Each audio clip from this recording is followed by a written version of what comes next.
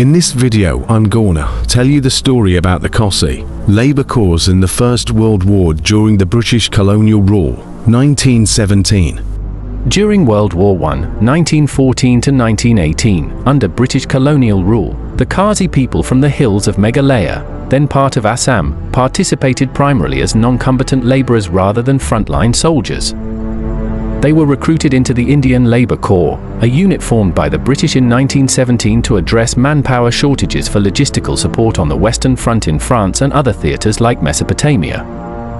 These recruits came from tribes classified as non-martial races by the British, and their involvement was part of a broader effort that saw around 21,000 men from northeast India enlisted in various labour corps. The Khasi's contributions included essential tasks such as building roads, laying railway tracks, handling ammunition, portering supplies, and other support roles near the front lines. Often under dangerous conditions exposed to enemy fire and harsh weather. Recruitment and scale.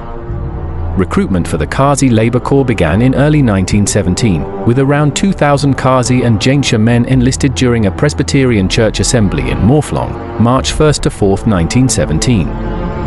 Promises of freedom from bonded labour, known as Bigar, tax exemptions for Jaintia Hills residents, and adventure motivated many to join. On April 16, 1917, 969 Khasi and Jaintia men departed from their homeland, travelling via Calcutta and Madras before heading overseas.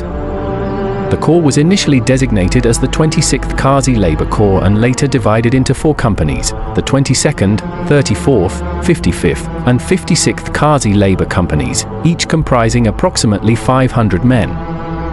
By December 1917, around 700 to 800 survivors had returned home, but many faced unfulfilled promises and a lack of recognition, as they were not classified as war heroes due to their labourer status. Leadership and accompanying figures. The Khasi Labour Corps was commanded by European officers Herbert Cunningham Clougston and F.B. Wilkins. They were accompanied by David Stephen Davies, a Presbyterian missionary, and Rev. Shai Rabu, a Khasi preacher who served as interpreters and chaplains to support the men's spiritual and linguistic needs. Challenges and casualties. The Khasis endured significant hardships, including displacement, unfamiliar climates, inadequate clothing, and psychological trauma from isolation in foreign lands. They lived in bell-bottom tents housing 12 to 15 men each and faced dangers like disease and enemy action. A total of 67 Khasi men died during their service, with graves scattered in France and other locations.